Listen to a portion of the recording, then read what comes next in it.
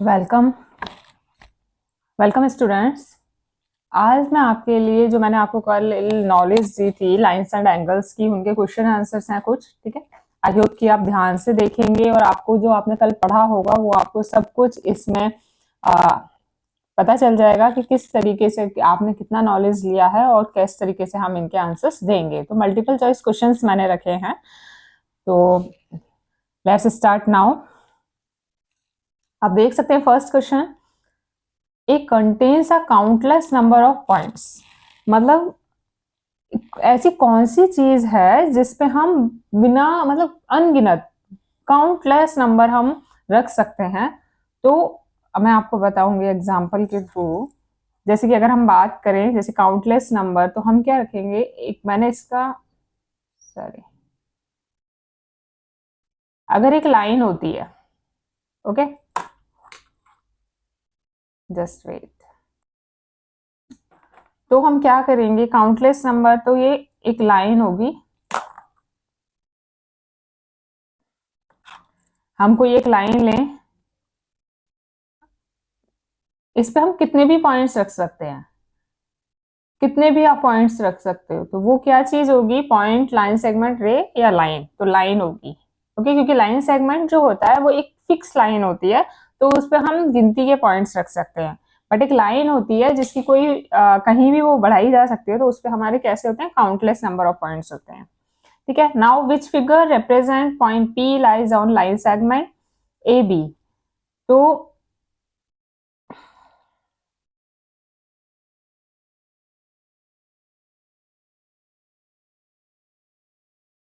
Question है कि which figure represent point P lies on line segment B. एक P point लेना है हमको और वो लाइन सेगमेंट ए बी पर लाई करता है, तो इनमें से कौन सा फिगर होगा, अभी मैं बताती हूँ। तो ये फिगर्स हैं और इसमें हमें आपको बताना है कि which figure represent point P lies on line segment. तो इसमें से कौन सी फिगर सही होगी, तो आप देख सकते हैं इस फिगर को, देखिए पॉइंट ए एंड बी कहाँ पर है, लास्ट में, ठीक है। इसके ए यहाँ पर है, बी यहाँ पर, पी, तो ये लाइन सेगमेंट नहीं है, ये आप देख सकते हैं। और ये एरो है, तो एरो पे कोई भी एरो तो लाइन सेगमेंट है नहीं, ये तो हो ही नहीं सकता, ठीक है। यहाँ पे ए और पी है, हमने हमारे क्या बोला है कि ए बी के बीच में, तो ये भी नहीं हो सकता। इन दोनों में हम देखते हैं कि लाइन सेगमेंट क्या होता है, एक फिक्स लाइन होती है, उसको हम कम ज्यादा नहीं कर सकते। तो यहाँ पे ए है, यहाँ पे बी है, तो ये भी लाइन सेगमेंट नहीं है। तो हमारा क्या होगा, आंसर ए जो होगा वो करेक्ट होगा, ठीक है। आंसर ए करेक्ट है क्योंकि एक लाइन सेगमेंट है और लाइन सेगमेंट के बीच में हमारा पी लाई कर रहा है, बीच में हो इधर उधर हो, बस वो किस पे है, लाइन सेगमेंट के ऊपर। Now next question is how many points does the given figure has. तो इसमें हम कितने पॉइंट्स हो सकते हैं, ठीक है, इसको बताना है कि इसमें कितने पॉइंट्स हो सकते हैं। तो आप देख सकते हैं इसने क्या पूछा है कि how many points does the given figure has, इस फिगर में कितने पॉइंट्स हैं। तो आप देख सकते हैं कौन कौन से पॉइंट्स हैं, बी, सी, ओ, ई, डी, तो कितने, 1 2 3 4 5, तो इसका आंसर होगा हमारा 5, okay. Next one is a line segment has definite length but no end point. Line segment की डेफिनेशन आपने ध्यान रखो, लाइन सेगमेंट क्या है, मैंने बताया आपको, फिक्स पॉइंट है। तो आप पहले ऑप्शन देखते हैं, definite length but no end point, infinite length but no end point, definite length and have end points, none of the above. तो कौन सा ऑप्शन होगा, नो एंड पॉइंट है तो नहीं है, इनफाइनाइट लेंथ में लाइन हो जाएगा, definite length have end points, तो ये हमारा करेक्ट आंसर है। अब आगे दे रखा है how many lines pass through two given points. अगर दो पॉइंट्स हमको दिए हुए हैं तो उनके बीच में से आप कितनी लाइन्स खींच सकते हो। तो आप देख सकते हैं, हम दो पॉइंट्स ले लेते हैं, एक हमने ये ले लिया, एक हम ऐसे ले सकते हो, ऐसे ले सकते हो। तो दो पॉइंट से हम कितनी लाइन खींच सकते हैं, एक ही लाइन खींच सकते हैं, चाहे आप कहीं से भी खींच लीजिए, एक ही लाइन खींच पाओगे। तो वो आंसर क्या होगा, 1।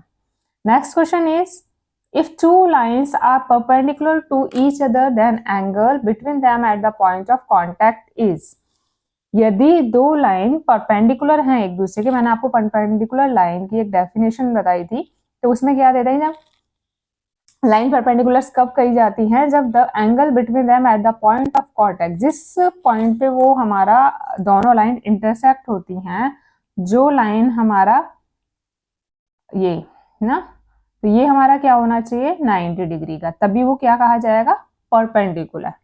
Okay, next one is, next question, one of the acute angle of a right triangle is 75 degree, find the other acute angle. ठीक है, अगर एक एक्यूट एंगल हमारा राइट ट्रायंगल पे इज 95 का है, तो अब मैं क्या बताती हूँ आपको कि एक हमारा राइट ट्रायंगल है। ओके, राइट ट्रायंगल मतलब 90 डिग्री का एंगल है, एक एंगल हमारा 90 डिग्री का है, ठीक है, एक उसने क्या बोला है? 75 है,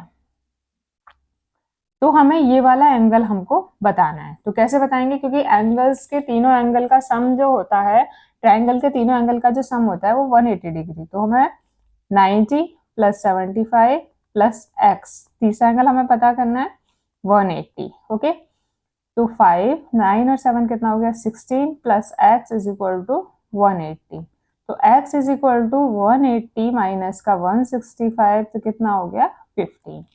ओके, तो आंसर क्या है? 15। Next is, if the sum of two angles is greater than 180 then which of the following is not possible for the two angles? यदि दो एंगल्स का सम 180 से बड़ा है, तो आप मुझे बताइए कि दोनों एंगल में से कौन सा पॉसिबल नहीं है।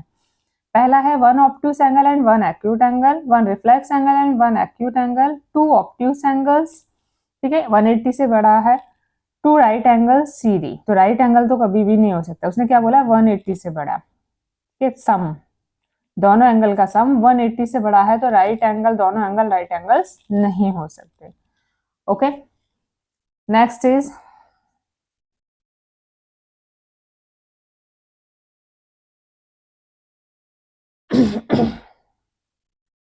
ये फिगर हमको दी हुई है। ओके, तो इन द फिगर, इस पिक्चर को आप देख सकते हो, एक point A shifted to point B along the ray P X, ठीक है, पी एक्स एक रे है, ए बी उसके ऊपर दो पॉइंट्स हैं, सच दैट पी बी जो है, ठीक है, जो पी बी है, ये वाला जो लेंथ है, वो क्या है? 2 पी ए है, पी ए का 2 गुना है, तो then the measure of angle B P Y, हमें ये वाला एंगल नहीं, तो ये वाला एंगल अब जब वो 2 गुना हो चाहे कुछ भी हो, हमारा एंगल हमको दे रखा है, तो कितने का हुआ?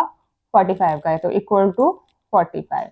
Okay, if the sum of two angles is equal to an obtuse angle then which of the following is not possible? यदि दो एंगल्स का सम एक ऑब्ट्यूस एंगल के बराबर है, यदि दो एंगल्स का सम एक ऑब्ट्यूस एंगल के बराबर है, तो इसमें से क्या पॉसिबल नहीं है? एक ऑब्ट्यूस हो सकता है, एक एक्यूट हो सकता है, ठीक है, one right angle and one acute angle. Obtuse angle की प्रॉपर्टी क्या है? ऑब्ट्यूस एंगल की प्रॉपर्टी है कि 180 90 से अबव और 180 से छोटा, ठीक है, तो वन राइट एंगल हो सकता है, वन एक्यूट एंगल हो सकता है, ठीक है, टू एक्यूट एंगल्स हो सकते हैं, क्योंकि दोनों को सम हमारा ऑब्ट्यूस एंगल आ सकता है, 90 से अबव आ सकता है, टू राइट एंगल्स, तो टू राइट एंगल्स कितने हो जाएगा? वो स्ट्रेट एंगल हो जाएगा, तो ये हमारा नहीं होगा। ओके, नॉट पॉसिबल पूछा है उसने, क्वेश्चन पे ध्यान देना। Next one is which one of the following angle we form a straight angle, ठीक है, स्ट्रेट एंगल बनाने के लिए आपको बताइए दोनों का सम कितना होना चाहिए? 180 डिग्री, तो 90 प्लस 90 इज इक्वल टू 180, ठीक है, बाकी के नहीं है, 45 45 90 45 60 और 105 तो नहीं है। What is the name of angle in the given figure? आगे क्वेश्चन है, what is the name of angle in the given figure, ठीक है, right, acute, reflex and obtuse, तो हमारा एक्यूट पहले इसमें से राइट एंगल अगर 90 डिग्री होगा तो ये 90 डिग्री नहीं है, एक्यूट एंगल 90 से कम होगा तो ये भी 90 से कम नहीं है, अगर ये यहाँ पे होता तो 90 से कम था तो एक्यूट होता, अब ये नहीं है। रिफ्लेक्स एंगल है क्योंकि ये 180 से ज्यादा है और 360 से कम है, ठीक है, तो इसलिए क्या है? रिफ्लेक्स एंगल है। Line segment A B is denoted as, line segment अगर ए बी है तो वो किस चीज को, मतलब कौन सा है जो उसे वो, जब हम लाइन सेगमेंट को कि वो एक लाइन सेगमेंट है, तो हम किस कौन से चीज से हम उसको डिनोट करते हैं वो बताना है हमको। अगर ए बी के ऊपर ये, ठीक है, ए बी के ऊपर एक दोनों तरफ एरो का मतलब एक लाइन है, ठीक है, ए बी या बोथ ए एंड बी, तो हमारा दोनों तो नहीं हो सकता। तो लाइन सेगमेंट क्या होता है, एक परफेक्ट लाइन होती है। तो हमारा ए बी के ऊपर जब ये डिनोट होगा तो हम इसको लाइन सेगमेंट ए बी को डिनोट करते हैं। ओके, अब आगे दे रखा है if the length of a line segment A B is equal to 3 centimetre, तो उसका 2 गुना, तो 3 इंटू 2, 3 टू जा 6, तो इसलिए 6 सेंटीमीटर। नेक्स्ट क्वेश्चन इज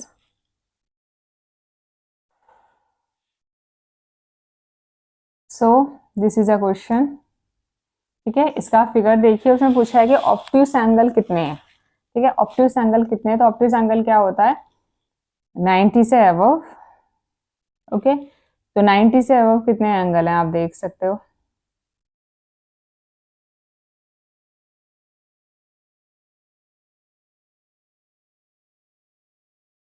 90 तो बिल्कुल सीध में यहाँ पे आएगा, ठीक है। तो कितने एंगल बन रहे हैं इसमें 90 से अबव, वो जस्ट, तो 90 से अबव है तो 90 यहाँ है, तो 90 से अबव इसका भी एंगल आ रहा है 1 2 3, और इन दोनों को मिला के भी क्या है 4। तो कितने एंगल्स बन रहे हैं हमारे, 4 बन रहे हैं। Okay, what will be the angle at 3 o'clock, जब 3 बजते हैं तो कितने का एंगल बनाती है घड़ी, वो हमको बताना है। तो जब 3 बजते हैं तो हमारी स्विंग है, तो यहाँ पे 3 है, ठीक है, और यहाँ पे 12 है। जब 3 बजते हैं तो 90 डिग्री का एंगल बनाती है। ओके, आई होप कि आपको सारे क्वेश्चन समझ आ गए होंगे और कल वाला रिवीजन भी आपका हो गया होगा। तो thank you for this video. तो आप इसको सबके साथ में लाइक करें, शेयर करें एंड सब्सक्राइब करें। Thank you.